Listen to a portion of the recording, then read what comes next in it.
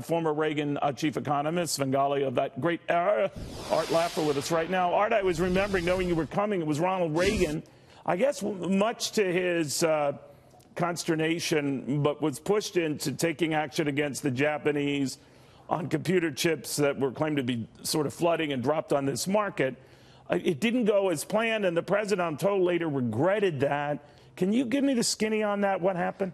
You're exactly correct. He regretted doing it, and he also put on anti-dumping provisions on Japanese steel as well and other items, and he did regret it. He thought that was one of the mistakes he had made while president.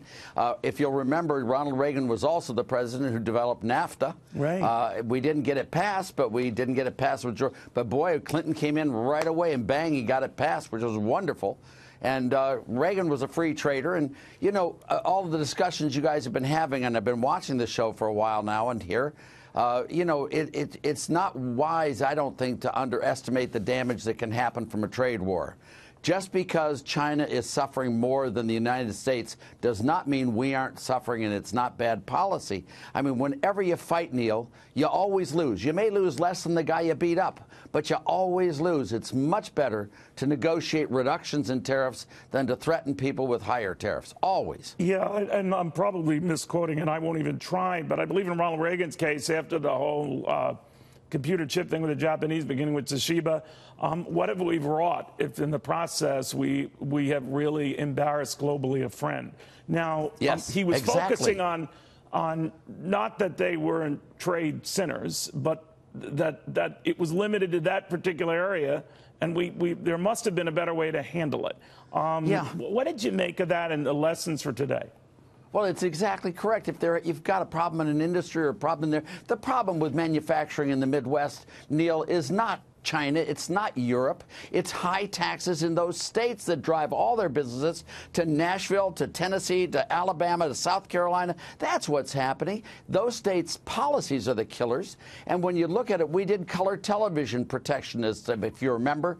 Long ago and far away we did it, and it destroyed our whole industry of color television. We became non-competitive, and we fell behind the rest of the world. You know, protectionism doesn't work. It just doesn't. We did it with Nixon. We did it with the 10% import surcharge, if you remember. We had the job development credit, which excluded foreign-made capital from the tax credit. We also devalued the dollar. And look at what happened to the stock market. It got way out of control with Nixon, and the market halved in value. We had the horrible recession of 1974, I believe, exclusively as a result of Nixon's protectionist policy. So I think Trump's going to come out okay, but boy, I'm worried.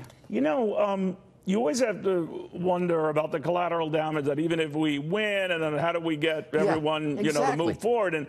And even if you give the president credit, because one thing that he's done, I think, is educate people that a lot of countries do, in fact, rig certain things to their advantage. They do. And it's good that he brought that to people's attention. Now that you can question the method by which he is hoping to respond, but when I hear, and I've followed Peter Navarro very closely in his comments in the past, he just sounds crazy, and my fear with that is that it makes it very difficult, if you cede to those demands, whether countries can ever get back to a normal relationship. It takes a while.